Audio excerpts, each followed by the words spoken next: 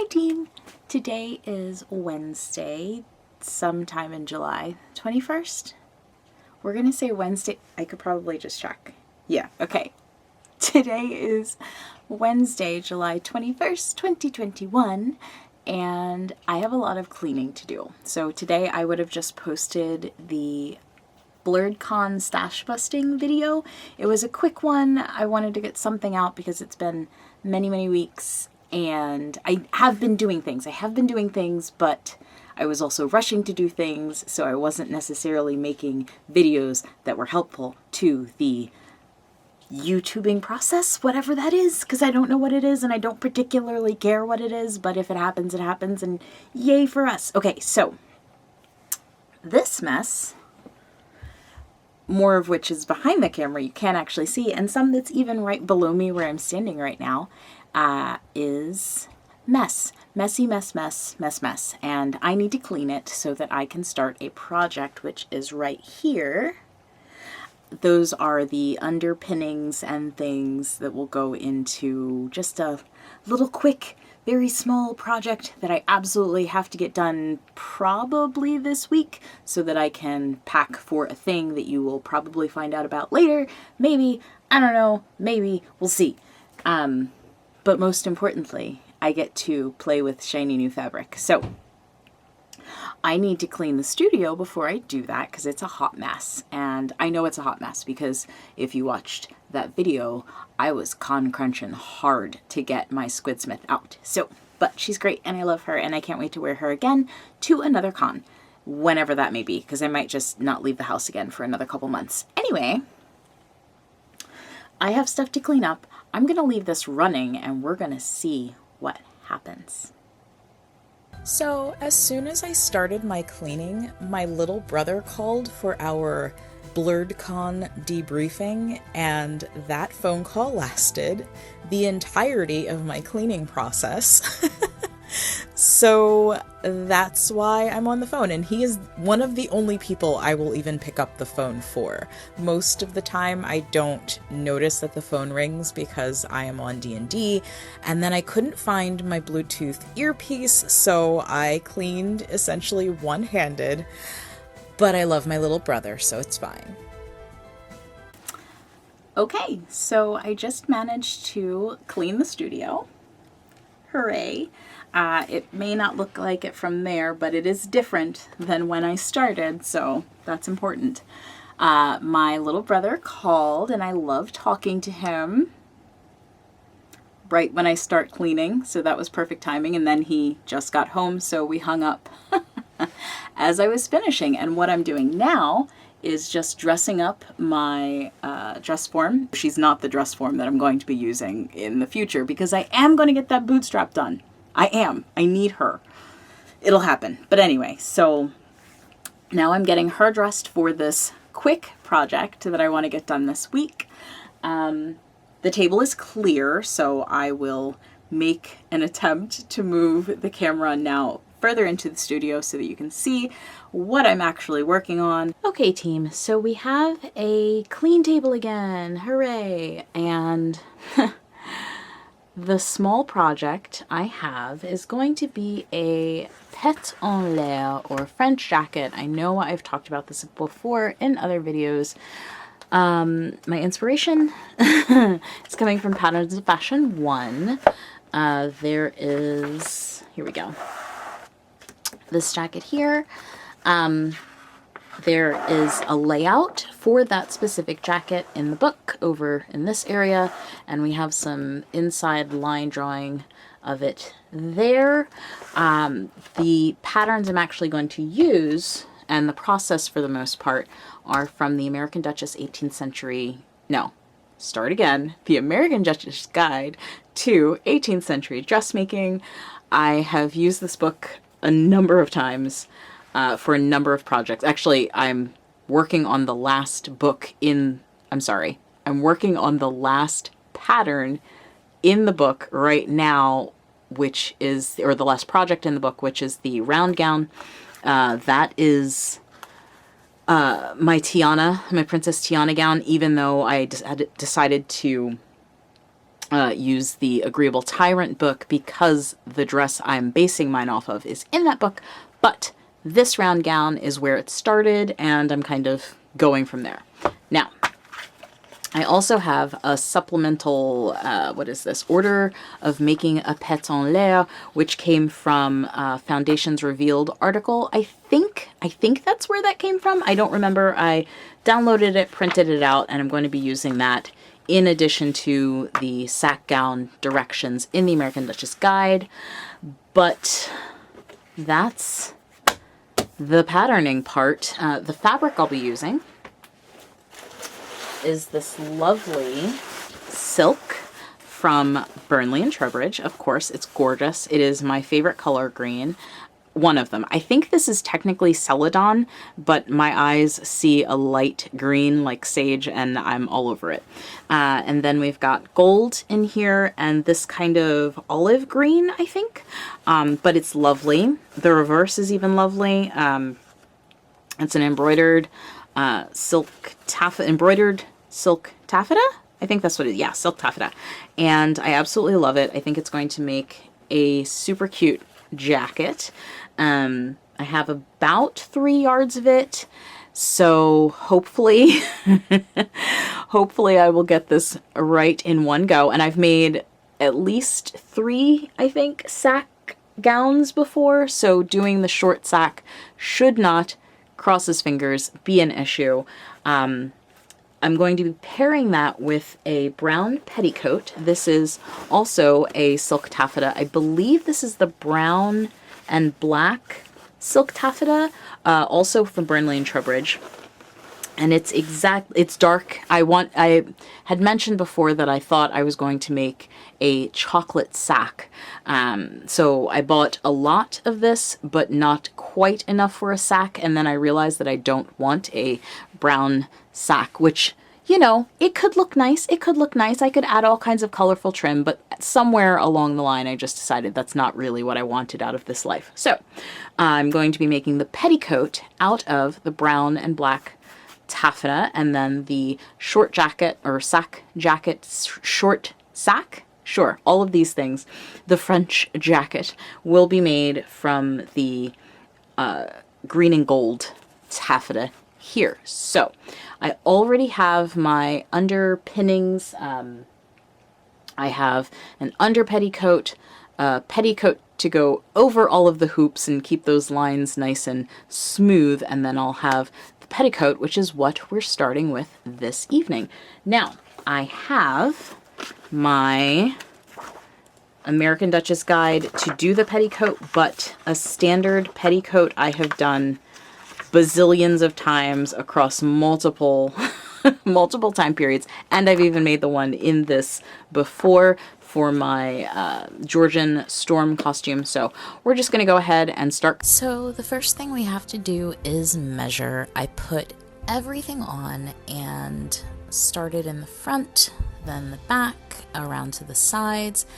You just need to check, double check, recheck, and check one more time before you write down those measurements.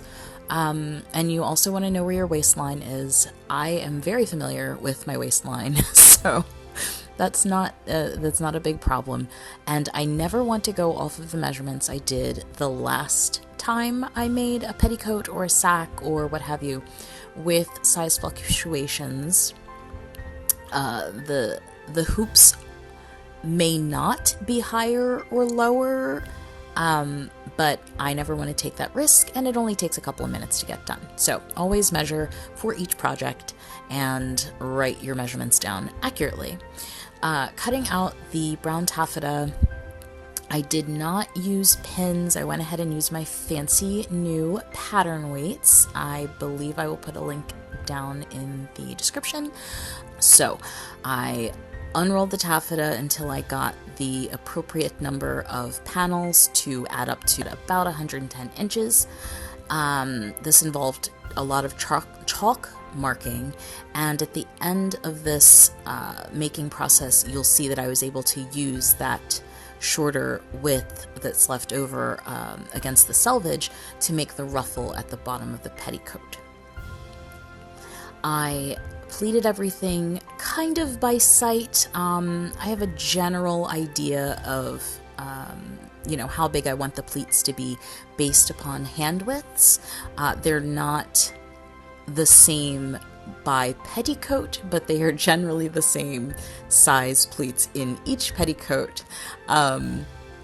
Again, based on hand widths, finger widths, whatever floats my boat that day. Everything is pinned down. This is, I think, the only time I really use pins.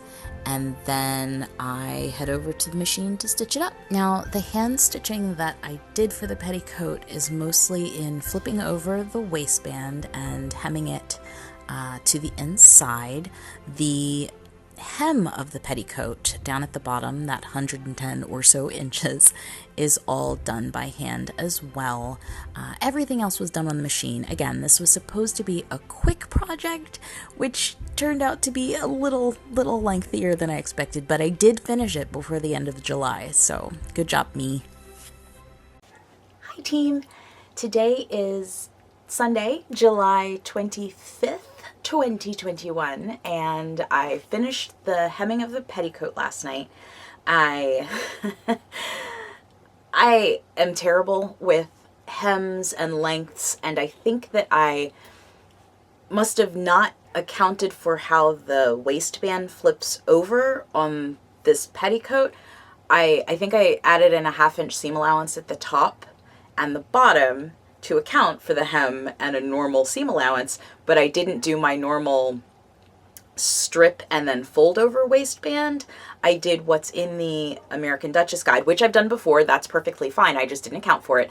But that's to add a tape waistband to the raw edge and then flip it to the inside. So it ended up being way more, way more. Like, I want to say maybe about 1.25 inches to 1.5 inches, depending on the curve, because the curve in my petticoat is a little severe, and it's fine. It looks level. I think I haven't reviewed last night's walking video, so the hem looks even, so I know that I did something kind of right over the hoops, but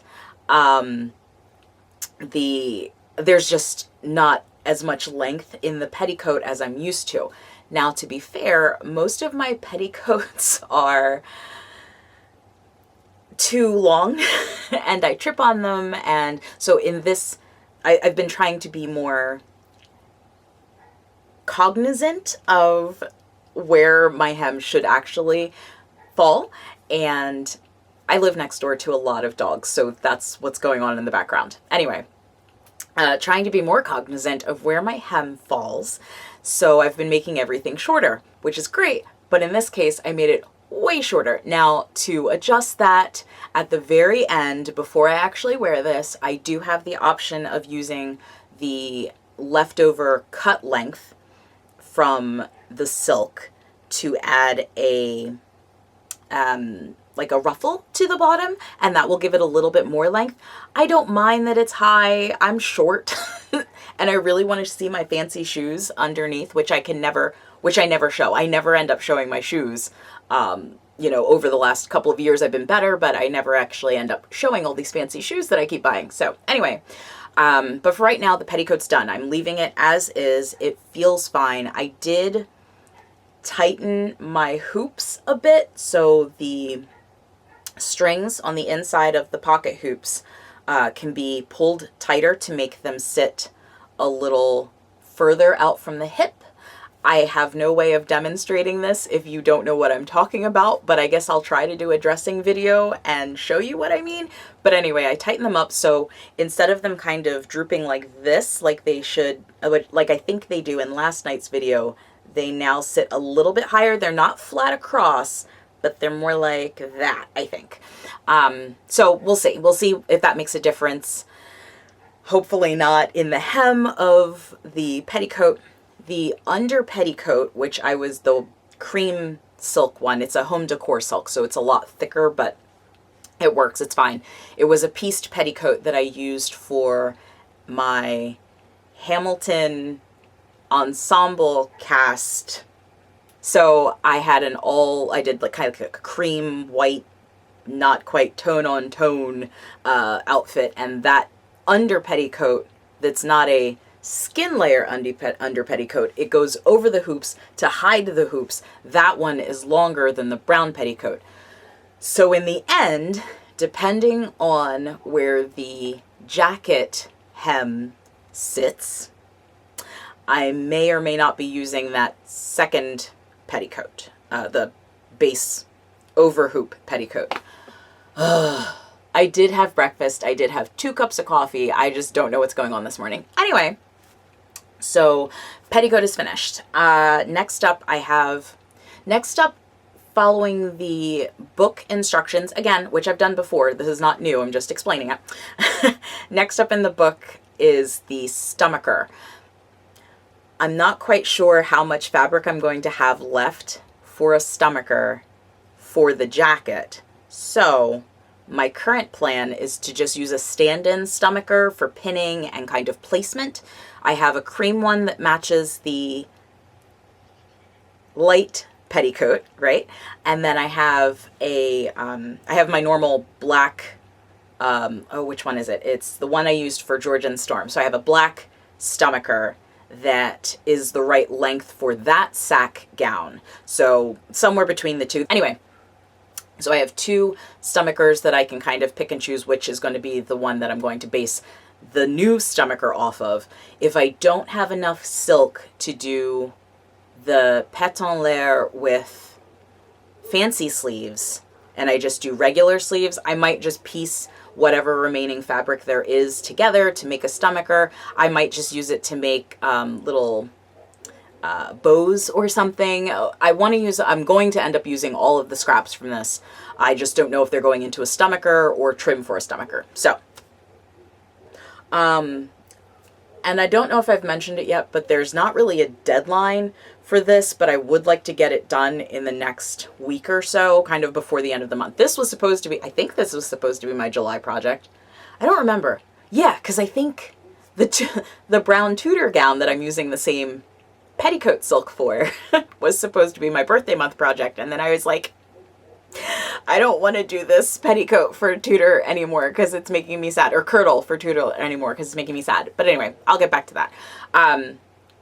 This July project is supposed to be the end of July, but then BlurredCon jumped in there and got in the way. So yes, I'm trying to finish this week, and it shouldn't be that difficult. I am doing a lot of machine stitching, and then finishing all of the hems and trim and visible details on the pieces with hand stitching, which is why the petticoat hem took basically 2 days, because I had to clean my house and be a functioning member of the household. So so stomacher is not going to be next. Stomacher is going to be last. Right now, I'm going to get started on the Sacque jacket lining.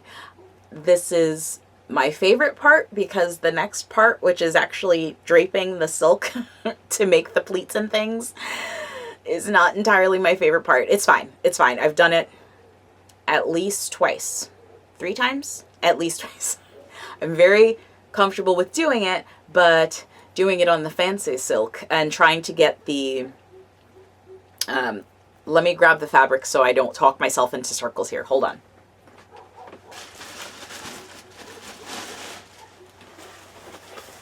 So trying to get the very fancy stripes, I think this. Okay, so the stripes go down, which is great, and I think I think the vertical stripes would look amazing on an English gown or whatever the jacket equivalent of an English gown is. Probably just a jacket. I don't think they have a fancy name. I don't know. Caracal, or jacket. I'm looking at one right now and it just says jacket. So that's what we're going to go with. Wait. Yeah, jacket. So the English style jacket. And it would also be less fabric. But I want another Sacque, and that's what we're going to do.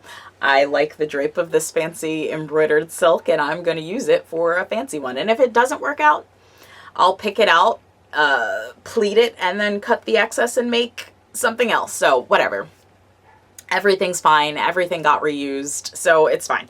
But anyway, so I'm going to go ahead and start the lining, which shouldn't be difficult. I do have shapes from the last sack that I made, and at the time I was a similar shape to what I am now. I have changed the stays, so I am going to do a proper, pseudo-proper mock-up. It's probably just going to end up being my lining fabric. I need to pick a lining fabric. That's something I haven't thought about yet. Just looking at the stash, I think I'm going to end up using apple green linen that I'm using for Tiana. It doesn't really matter, like you can't necessarily see through this taffeta, but I don't want to use white linen, and I don't think I have any cotton that I want to use because all the cotton is patterned, and for this I think I'm going to go ahead and just use the apple green linen. It doesn't have to match its lining, I'm not worried about that. But I just realized that I don't really have a ton of lightweight linen for this. Yeah. And I haven't washed. I didn't pre-wash that linen since I won't be washing Tiana's gown. And since I won't be washing this sack, like in the washing machine or by hand or anything like that, because it's this fancy embroidered silk, I should be fine with just ironing it. I'll probably iron it on high with steam in an attempt to make it, you know, do something, I don't know, other than flatten itself out. So yeah, I think I'll use the apple green. This stuff, the apple green linen. I haven't, oh, it looks really nice together. I think it looks nice together. What do I know? Here we go. So green and green. Kind of. Anyway, so I am apparently using the linen, the apple green linen. Apple green? I keep saying apple green, but I don't remember if that was what fruit it actually was. It's all from Burnley and Trowbridge. Go back to the Tiana video, maybe. Anyway, so green linen for the lining. I'm going to, oh, green linen. That's me. I'm green linen shirt. Ha. Anyway, yeah, so I'm going to get started on the lining. I'm going to iron it first. Then I'm thinking I should use something like my English gown shapes for the front because they fit extremely well and they fit the stays that I'm currently using, which are the brown stays. So I think I'm going to do that, and I'm just going to alter them according to the pattern pieces in the American Duchess Guide. And then the back, again, should be about right. I know where the waistline is. I think I marked the waistline on the English gown shapes. And then everything else I think is draped on the outside of the sack jacket or sack gown or whatever. So that's the plan. Let's get started. Okay, so the repatterning, we'll go with repatterning of the jacket lining didn't go the way I expected, and now I have to do what I was originally avoiding doing, but should be doing anyway. So if I were doing this properly and I were planning this out in a different way, I would start with a whole new set of patterns based on a body block or shapes, I guess. I've never taken a shapes class. Everything I've learned from modern tailing manuals, the occasional blog article that goes into depth with how your customized shapes are done. This is going to be a combination of pattern drafting and draping. I guess, like, I didn't go to school for this, whatever. It's worked in the past what I'm going to be doing, because I have now realized that taking from two different, similar, but very different books for this project resulted in grain lines that are in different directions. So three grain, three options for grain lines. So the first thing I was working off of, the first pattern I'm working off of is from the Burnley and Trowbridge mini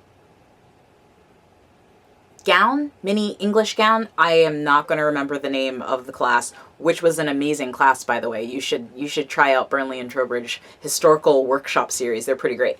But I was going off of their mini pattern, which I have made a full-size gown from, and I love it. So what I was doing when I was drafting or correcting, making the adjustments to the lines on my English gown pattern from their class, that is my size, I was checking pictures for the gown that I actually made to see where the center back neckline lays on me, as opposed to where it lays in the American Duchess book and in the Patterns of Fashion book, because they are three different spots.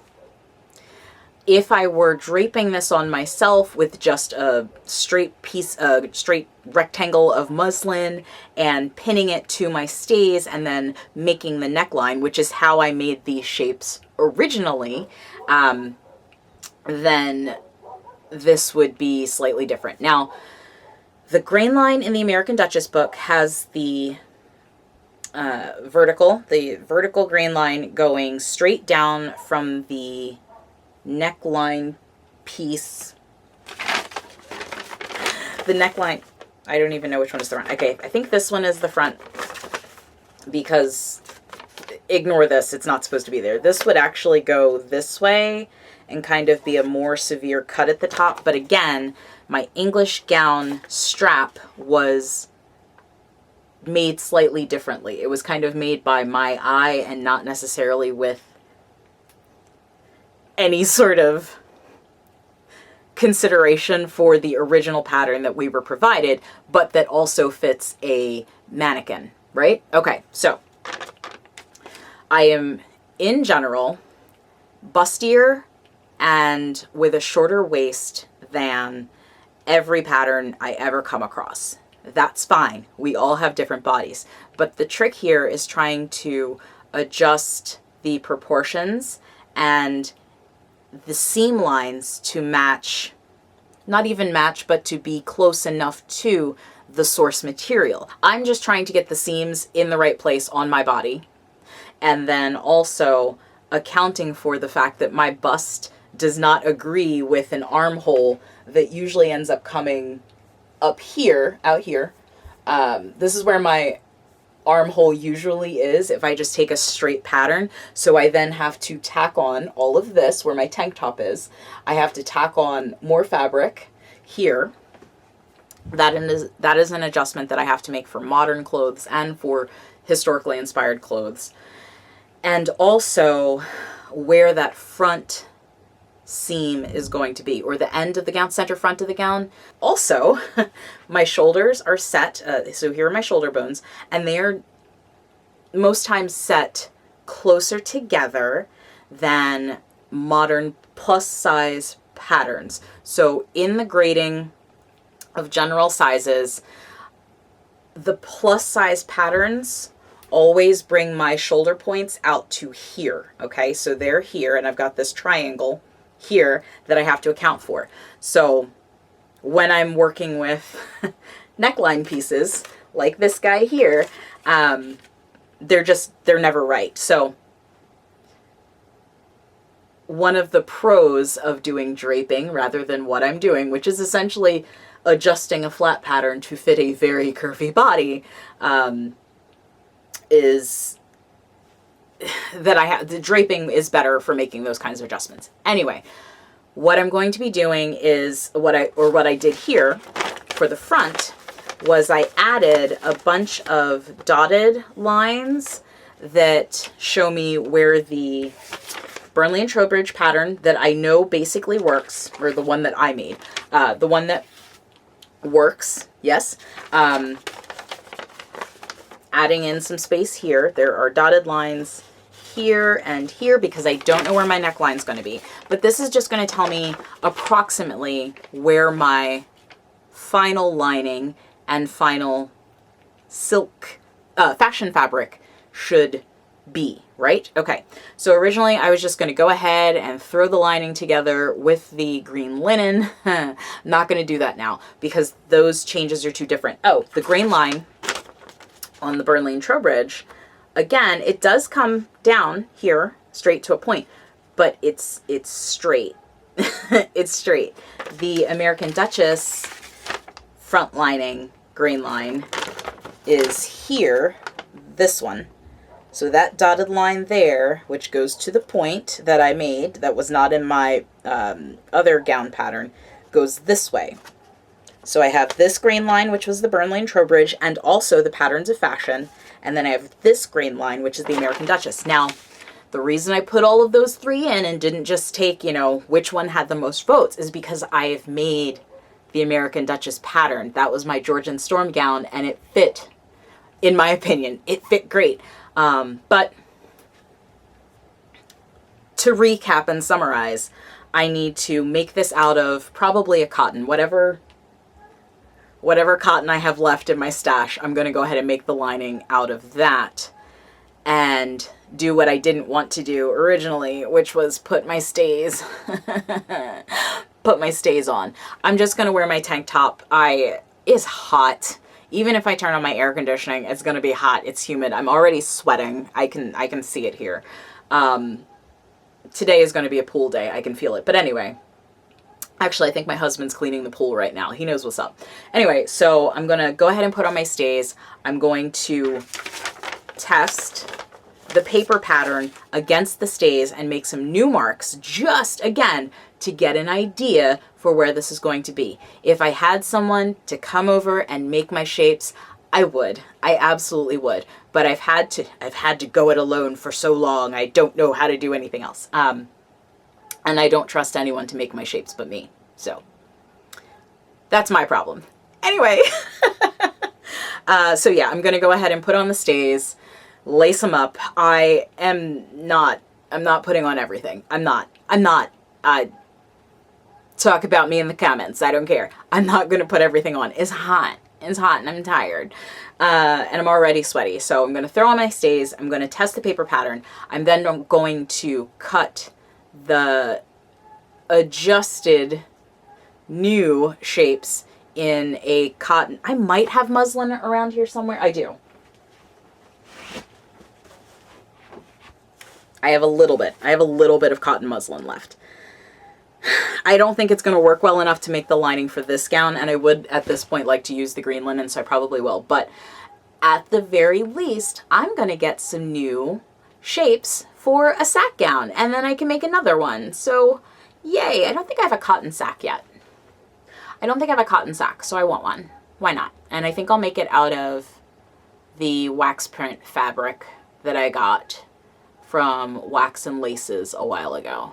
I just decided that now, so cool. 2 sacks it is. Anyway, I have like 6 yards of that, so I don't think it's enough for a sack. Maybe it'll be another jacket with some really fancy sleeves. Who knows? Anyway, none of this is useful to this video. So what I'm going to do is get my stays on. Here we go.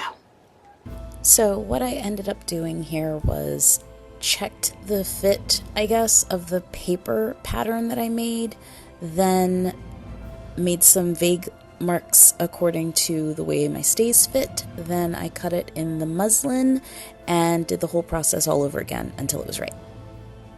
And then I cut the lining, and that turned out okay, I thought.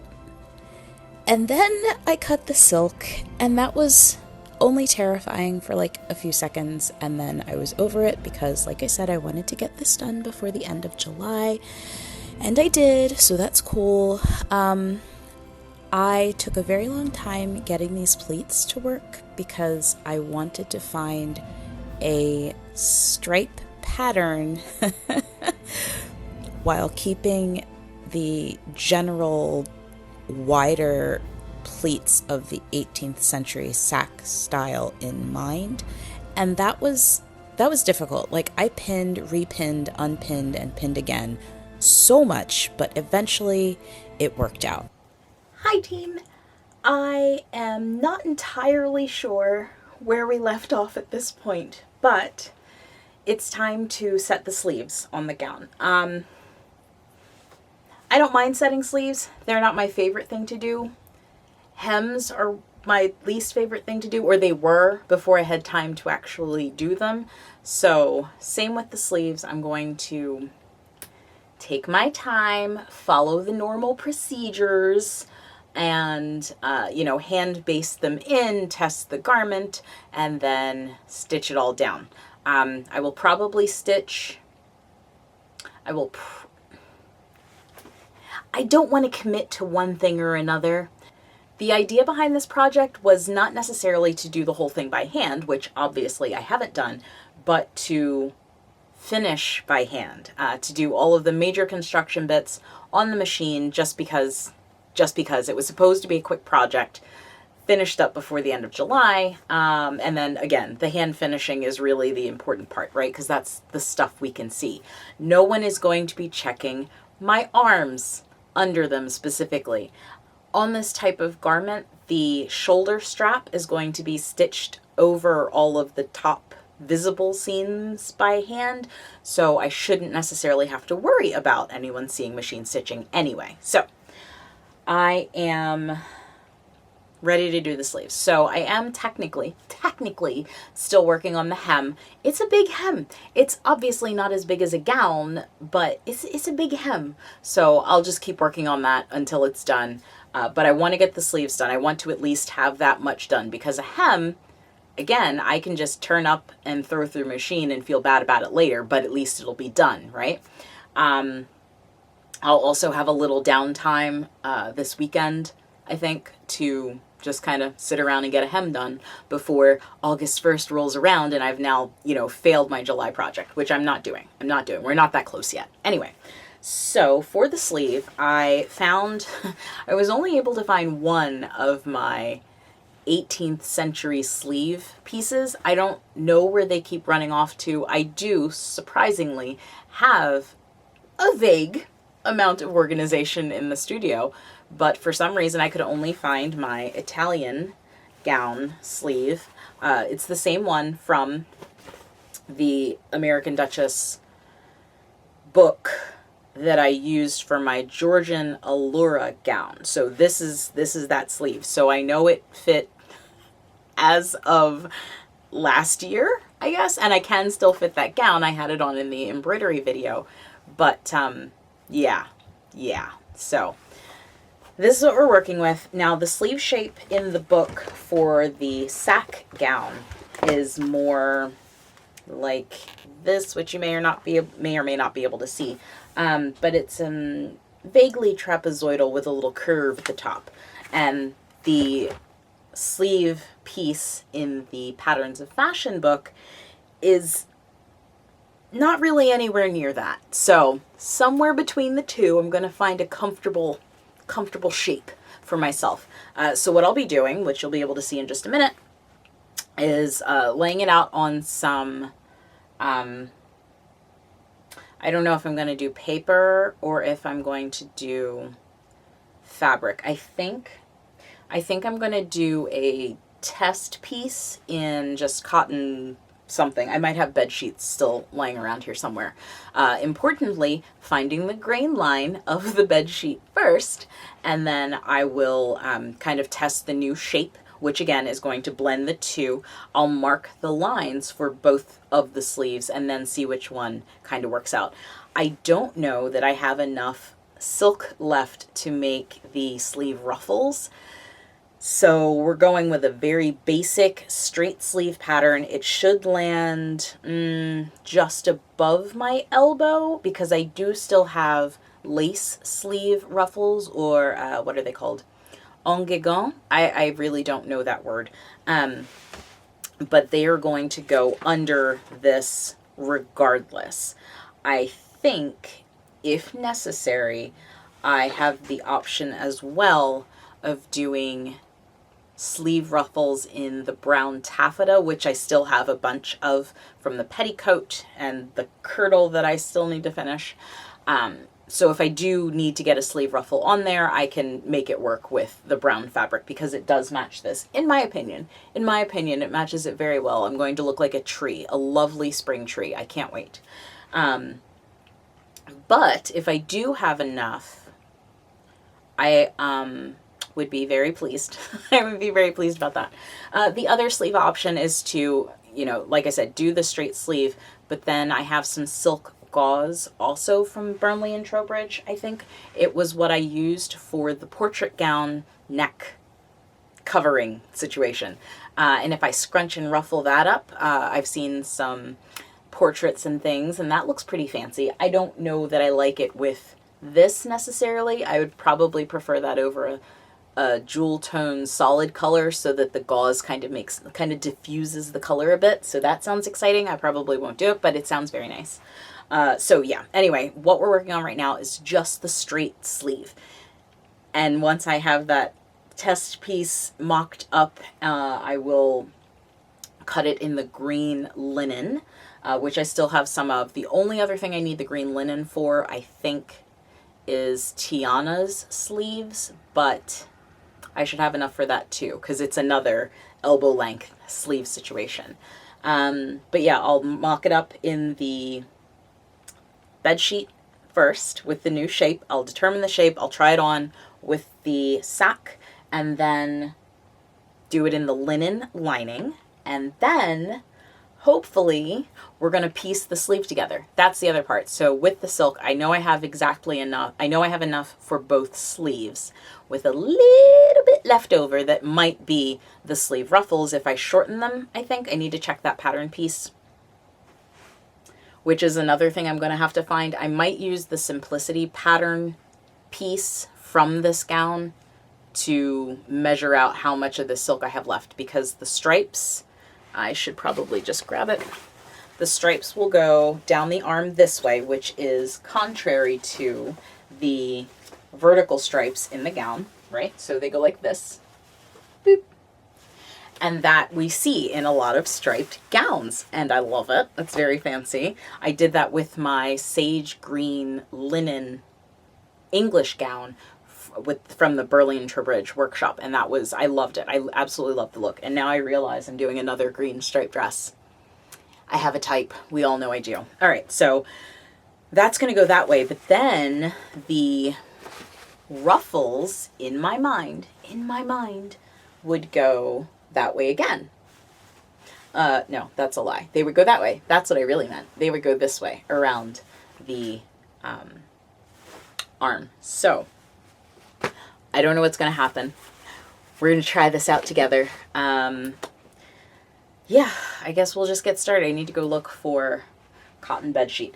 After the sleeves are done, it's done-ish. It's not done-ish. Like I said, I still have the hem to work on, but I also, I'm not crazy about the pleating I did. I'm not necessarily worried that it's going to show through. That's not a big, like, you will be able to see into the slits. I can close the slits if I need to. And I probably won't take it apart, because taking apart my meticulous hand stitching does not please me. Does not. So that's not necessarily what I'm worried about. Closing the front is the next big situation, which will probably take me almost as long as the hemming. Originally, again, the idea was to do the stomacher that I was going to do absolutely last, because I needed to make sure I had enough fabric for the gown itself. I do have an ivory colored stomacher, an ivory silk stomacher. It's boned, so I will probably cover it with something, but I do have options. I can put a bow on it. No one's gonna see it. I don't care.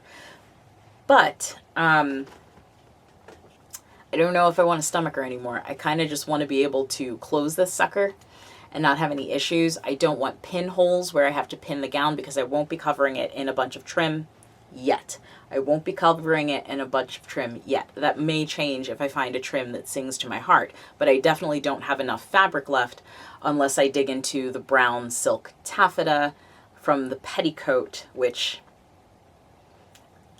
like I said, I like it, but I don't know that I want that to be another piece of this puzzle. It may end up being that way. I'm not concerned, but I was trying to avoid it. Anyway, so I need to figure out what we're going to do about the closure. There's another option where I can do what's in the Patterns and Fashion book, which is what I keep looking down at. A tabbed false front is what it is.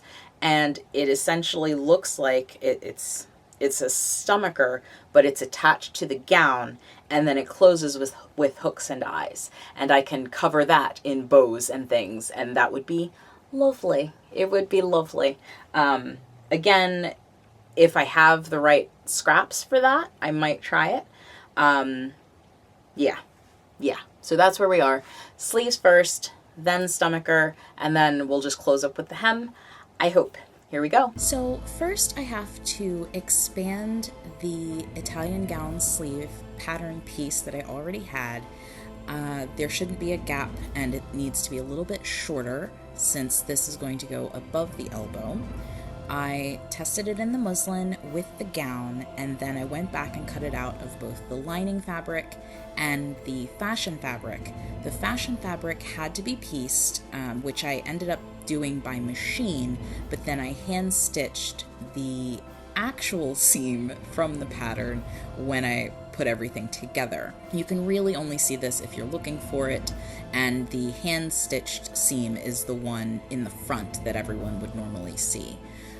Piecing the stripes was pretty much the same as I ended up doing for the rest of the gown, so that wasn't an issue, and I always appreciate a bit of hand sewing. This was also about the point that I realized I wouldn't have enough left over for the sleeve ruffles, but that's okay. I'll live. Hi team. Okay, so at this point I have machine stitched the underarm seam, and it went to about here where the shoulder strap is eventually going to cover. There's a tiny bit of excess in the sleeve head, and that should get pleated back toward the back here, toward the underarm seam. I think maybe my sleeve head is not, it doesn't have enough. So it's a very tiny pleat. I'm not going to piece anything into that. This is one of those things that I will make note of, and if I have time going forward, the next time I wear it, maybe I might open everything back up and stick just a little bit in, but it's also not entirely necessary. Like, you're going to see the pleats, but if I already have a good range of motion, which I do, I should be fine.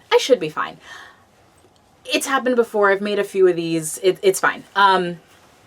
I did finish the sleeve last night, and I love it. I love that little, come on, there we go. I love hand finishing little hems and things now that I do hems like the proper way. So that's fun.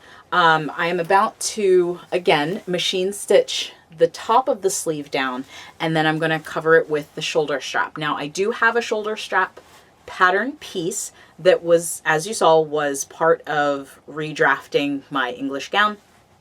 Pattern pieces to fit this some kind of jacket situation. But I noticed once I had everything on again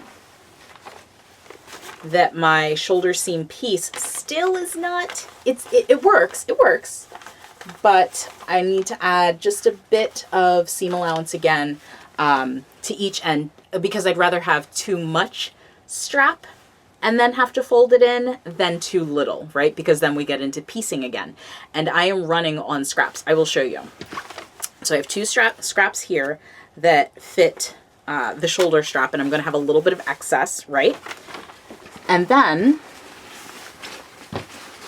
I have this much. Whoop. This much. This is all that's left of 3 yards of the embroidered silk. And I have enough to do a stomacher.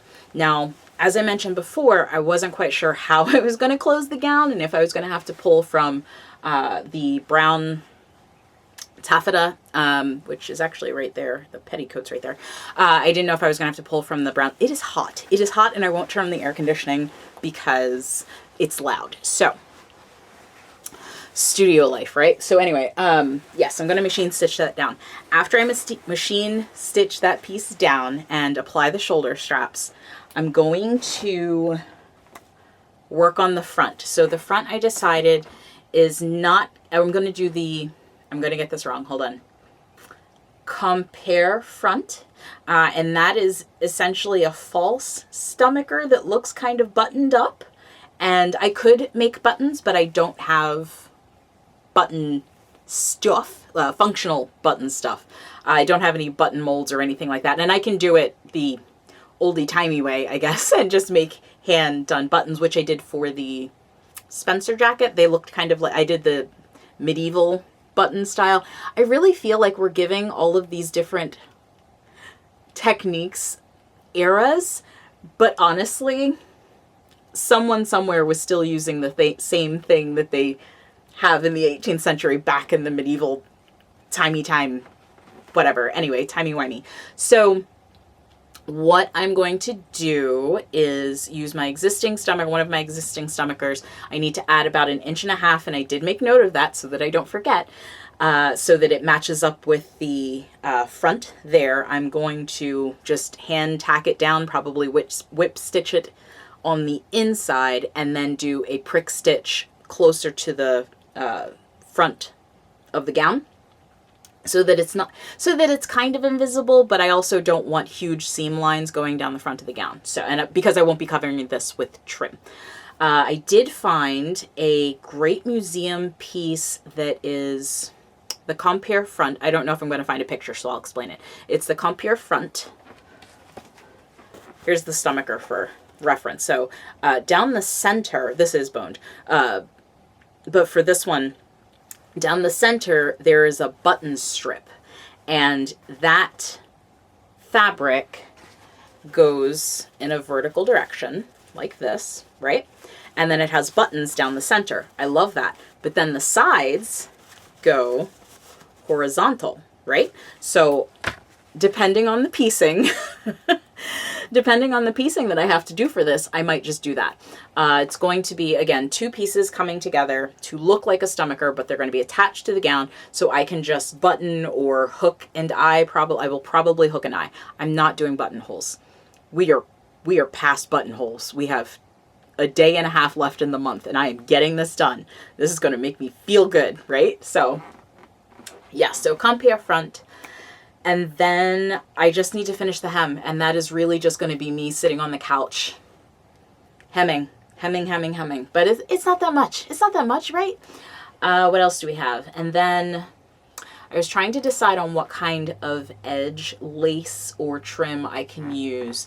I do have lace options. They're passable. Again, this is all, historically inspired anyway.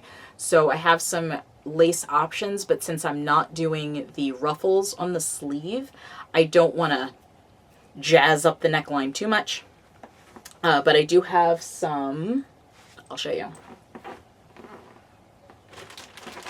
I do have some small lace options, which you don't really see in the portraits and images that I've found.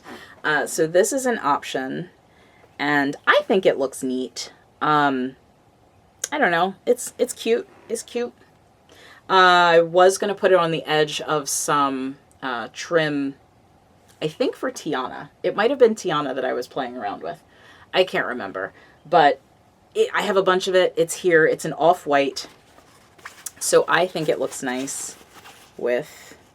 Gosh, that light is really bright. I think it looks nice. I don't know. It's fine. So that's an option. It's only going to be for the neckline, which I don't particularly love things around my neckline, so I have some more images to go through. I don't have any great lace options, wider lace options, and I don't want to just put trim on the top of the front and nowhere else, right? So I don't know. I have some decisions to make. I could do like an organza ruffle around the sleeve edge. That would be perfectly fine. And then add a similar ruffle, kind of like the Italian gown from the American Duchess book, which I did for my Georgian Princess Alora as well. And that was just, or no, not organza. It was voile.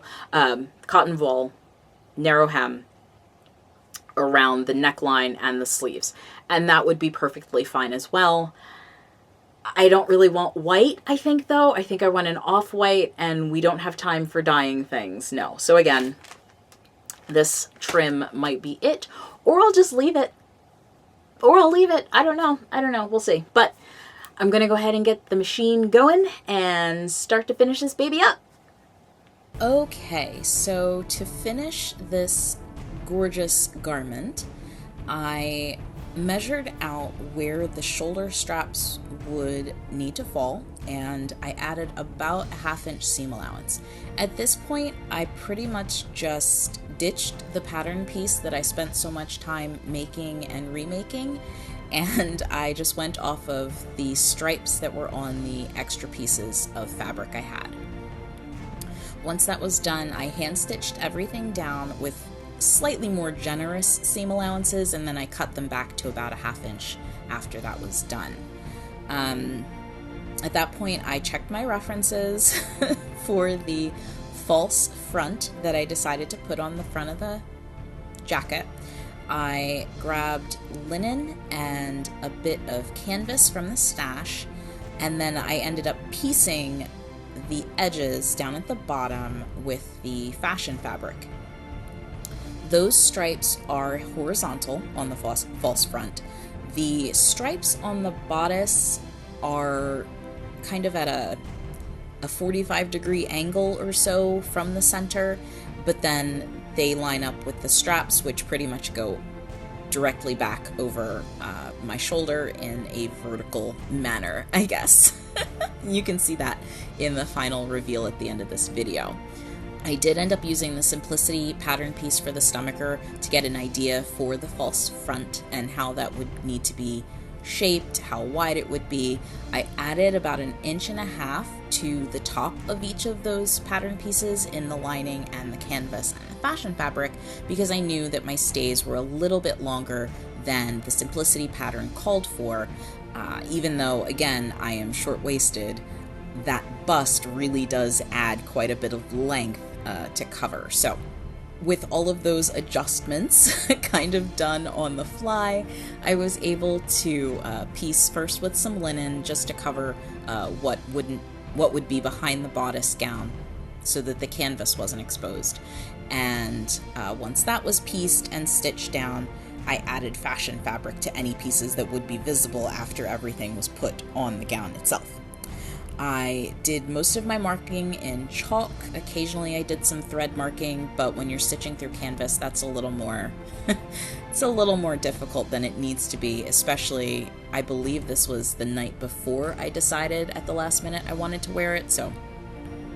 And in those last few minutes of a crunch, you want to do whatever is going to get it done quickest, but also the neatest way possible. As you can see, I got a little crazy with the stripes, but not too crazy. They are not perfect stripes from the shoulder strap to the back of the gown. They're not perfect stripes from one side of the false front to the other side of the false front, and that's perfectly fine. I just wanted a general idea for where everything was going to lay.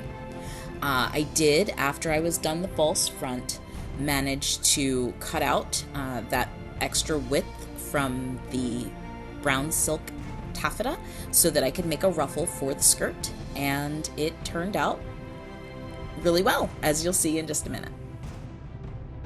From my original 3-yard cut of Burnley and Trowbridge embroidered silk taffeta, I now have scraps that will become a pieced sleeve trim, scraps for a housewife kit, maybe some buttons. The possibilities are endless. This is a large notebook that has nothing to do with the project, but it makes a nice focal point for some accessories. The bow is made from leftover Silk Baron Black Cherry Dupioni strips that I cut for the Regency Sailor Mercury Hamilton Spencer. The brooch is from my last splurge with Suffragette City Vintage Boutique. The button ring is from that same haul.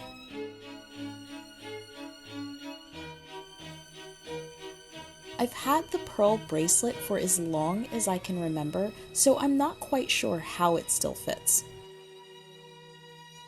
The citrine earrings are from Dames à la Mode, originally purchased for my Georgian storm.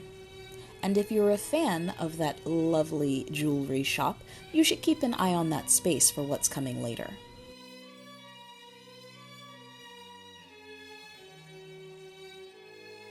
My cap has a silk gauze bag, while the band and ruffle are a polyester leftover from my first Française.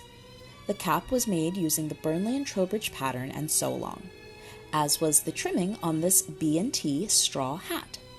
The dupioni is the same as from the bodice bow.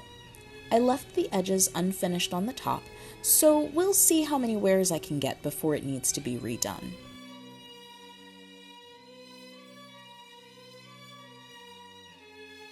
The Sophie mules from American Duchess are quickly becoming my favorite house slippers.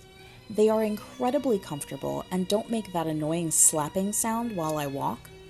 They make me want to lounge around in a robe eating bonbons and sipping mimosas, which I think I'm due for this weekend. The color is gorgeous, and I'm having great difficulty holding myself back from rescuing the other colorways as soon as possible.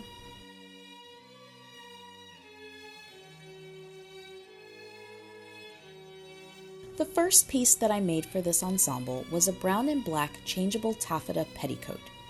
The long seams were done by machine, and the waistband and hemming are all done by hand. The pleats were eyeballed, and the ruffle was a last-minute addition because I thought that the skirt was too short. It wasn't, but the ruffle is perfect and well worth the time. This fabric, again, is from Burnley and Trowbridge. These are pins. I used them to close the jacket because I didn't want to add hooks and eyes. My short sacque is absolutely darling. I love it so much, even that meticulously pieced front flap there. I'm quite proud of it, honestly.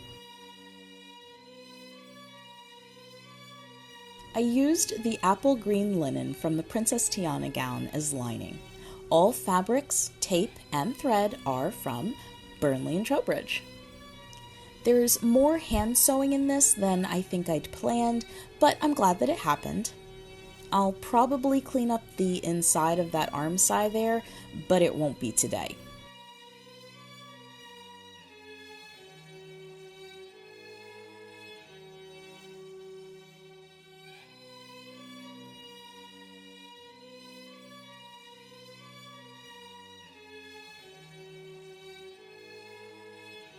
Pleating the stripes was quite an adventure. I was primarily interested in how they would fit together from one section of the garment to the next, since I didn't use the Patterns of Fashion template, which is essentially one large piece on the vertical. Regardless, all of the stripe matching is so very satisfying. While I believe that there are some significant grain line issues affecting the fit, I am entirely besotted with the whole dang thing. I love it so much.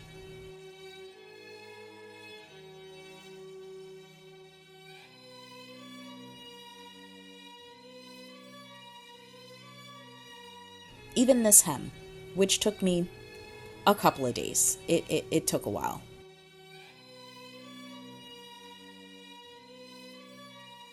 Look at it. Look at it.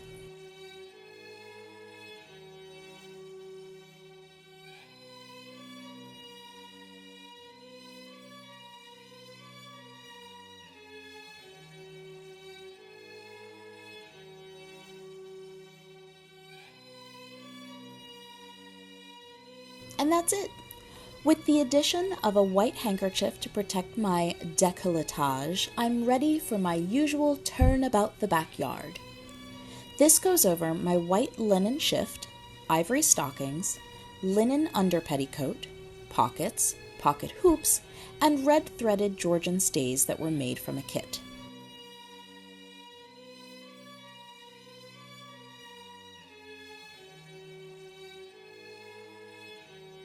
One day, I'm going to learn how to use that fan properly. But until then, thanks for hanging out.